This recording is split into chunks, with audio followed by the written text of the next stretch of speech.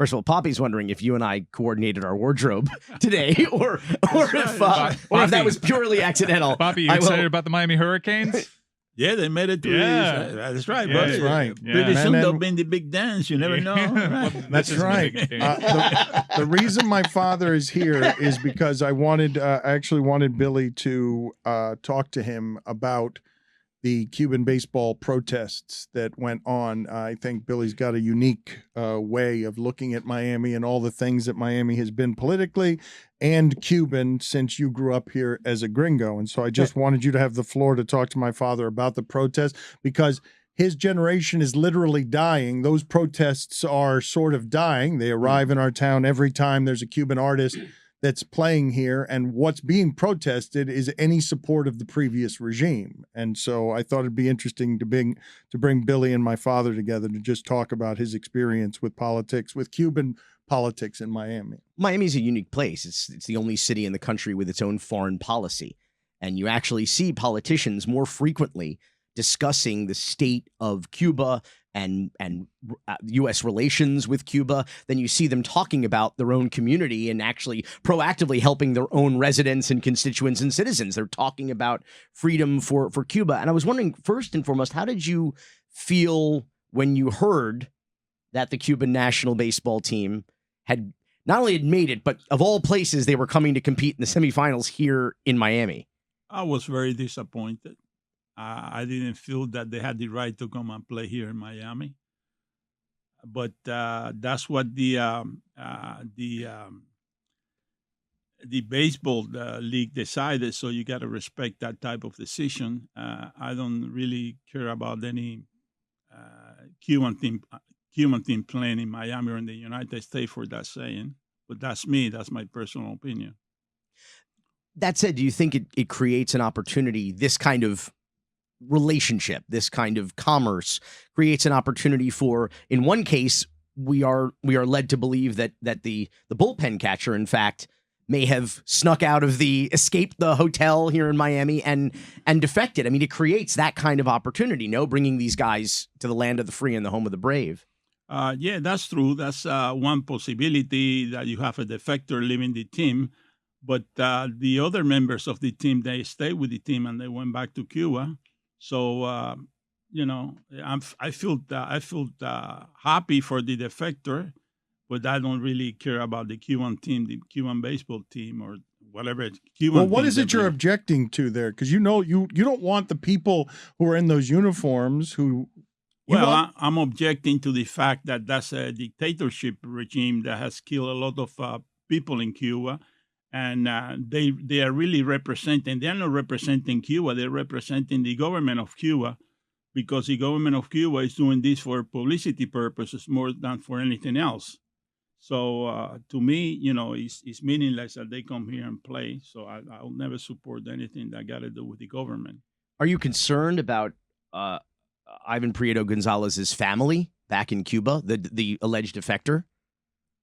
Well, that's a point of consideration, but I'm sure that the defector thought about it and made that decision based in the best interest of himself and his family. That's a decision that every player has to make. I know that the excuse or the reason that they give for not leaving the team is because of their family in Cuba. Sure. Because they might take, bad repercussions against their family in Cuba. But that's something that you got to respect. Which could be the reason why the other players went back. They felt their families literally had guns to their heads. Yeah, that's one possibility. The other possibility is because they support that regime. Most of these baseball players and most of the people that they represent Cuba on the international platform, they have a special privilege in Cuba. They have a special housings. They have a special clothing. They have they got food, and they are treated as an elite group, not just as just regular citizens of Cuba. You view them as government officials being sent here to swing bats and be propaganda for the Cuban government. I think so. I think that if they have won the championship, then they'll be paraded in an international stage. It wasn't very good propaganda. I mean, they were routed. Well, They lost 14-2. So you're rooting against them, Papi. You're watching that game and you're rooting. No, but usually they have very good teams. I was very surprised at the outcome. Again, maybe it shouldn't be because they are playing against professional players in the United States. You know, I mean, the United States had a stacked team. So There was a time when Miami was dangerous for Cuban athletes or artists, musicians, whoever to come over to Miami. There was violence, riots on occasion in the streets, sometimes outside the venues. The famous Los Van Van concert in 2000, 2001, outside what was then the Miami Arena. People launching water bottles and rocks and projectiles at police, at people who were part of the show. This was much more peaceful and tame. But what were your thoughts on the protests, the people running on the field during the game? I mean, did you streak, Papi? Did you streak? Did you think? Yeah. Well, you know, last time that happened, they were playing, I think, someplace in Baltimore, and one of the amps was a Cuban amp. He went after the somebody that was protesting against the Cuban government with a sign and beat the crap out of the guy. And then when they got back to Cuba, Fidel gave this guy a big medal because what he did in national TV. So, you know, I was afraid that the same thing could happen, but it shouldn't happen because they were American amps. That was the difference. Don't you remember that incident? You're worried about anything that brings positive publicity to the Cuban government. It shouldn't be. That makes the Cuban government seem like anything less than murderous killers who steal because freedom. they seem like they're human, and they're not human. They're a bunch of thugs, you know, and they're people that they killed innocent people. Why should they put you in jail because you don't agree with their system? Why would they kill your family because you don't agree with their system? That's not the way, you know, the world should operate. You mean the present regime? You mean the current president? Well, yeah, the regime that has been in power since 1961 or since 1959. Is there anything different there, you think, now? It's worse. Quote unquote. No, It's worse, for what I understand. I don't know because I have never gone back to Cuba, but I understand that, you know, they shut down every night that night because they don't have enough electricity. There is very little food. And there are no medical resources. But if you are part of the Cuban government and you travel the world with a diplomatic passport, you got it made. You know, they're also, of course, locking up dissenters and protesters and young people who took to the streets. Of course, yes. In the last couple of years. But here in the United States, we have the ability to protest. We have the ability to be heard. And should they not be entitled? Should Cuban baseball players or even the Cuban government not be entitled to have their voices heard here in the United States when they come here to a free country? Well, they can say whatever they want to say because that's a free country, but that doesn't mean that they approve of what they say. Though even I approve that they are coming here to play the baseball.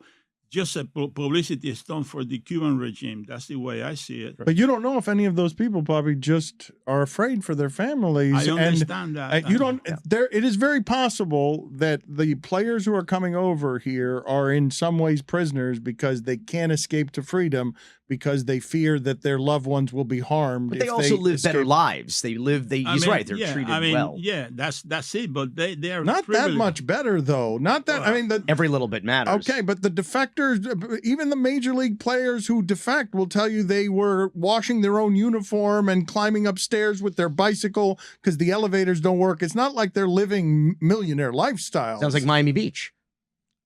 Yeah, but in the standard of living that Cuba has, they are the privileged class. They got food. They got a place where they can sleep. They got running water. They got all the things that the regular Cuban citizen lacks. So they because of their selected group of people who they engage in sports. And again, all the Cuban teams that they come out of Cuba and they played in an international arena, they're representing the Cuban government, not the country of Cuba. So there's a publicity for the government. He's asking you about the protests, though. What you think of the protests?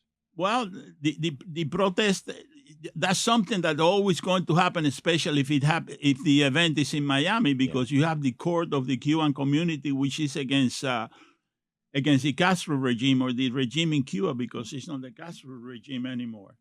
But the protest is just is something that is going to accomplish very little because nothing had happened with those protests. The Cuban government is still in power. So it's just a relief valve for the members of the community in Cuba. But do you think that any good can come of a more normalized relationship with the island in light of, again, them coming over here, them getting a taste of life here in the United States and Miami and saying, fuck this, I'm bolting from this hotel and I'm going to stick around here. I mean, the only way to kind of create those kinds of opportunities for people in the island to experience freedom is to have that kind of exchange of ideas, information, travel, what have you. Well, they have that type of exchange and information now. If you're a Cuban artist, you can come here and nothing is going to happen to you other than maybe some people protesting on the street against you. But most of these artists, like I said, and most of the people that they come from Cuba and they go back to Cuba, they're representing the Cuban government. It's hard to say whether if the sanctions or if the diplomatic relations are established between Cuba and the United States and business people, they go back to Cuba and try to establish businesses in Cuba. It's hard to say whether something good will come out of it or just the government is going to benefit from it. I have a question for you. My last question. The Cuban community in Miami is not known as an immigrant community. It's known as an exile community, which is very different.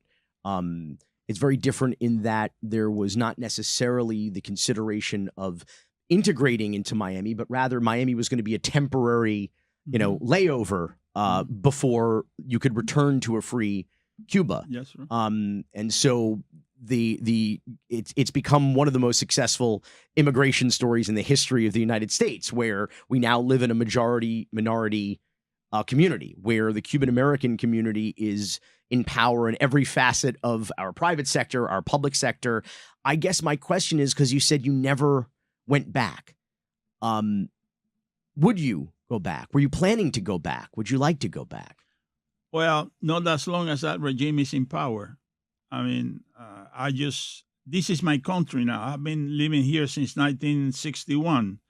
So what would I gain by going back to Cuba? This is the country that allowed me to grow and gave me the opportunities to get a job, get an education, have a family, and and that for me is everything that I am today is because of the United States, not because of Cuba. He was gonna go though. He was gonna go. But even to visit, I meant. No, not but like he was forever, gonna go. John Skipper, when ESPN, the CEO of Meadowlark, when ESPN was coordinating with Obama on the normalization of relations between U.S. and Cuba, we were asked to go.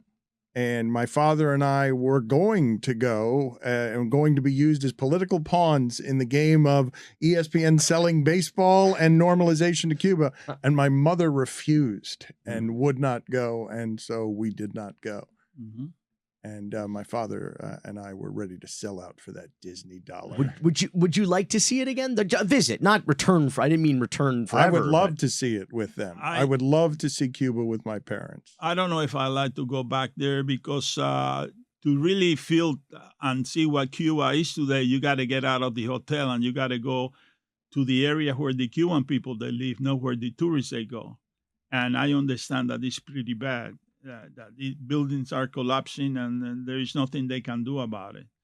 And people are really struggling there, and why would I want to see something like that? I know a different type of Cuba. The Cuba that I left when I was 16 years old was a very nice place to live and make a living and have a family. You go back now and it's a place that is crumbling. And just maybe less than 1% of the population has a good living there. Why would I want to see that? Thank you, Papi. On that note, thank you. All right. Thank you.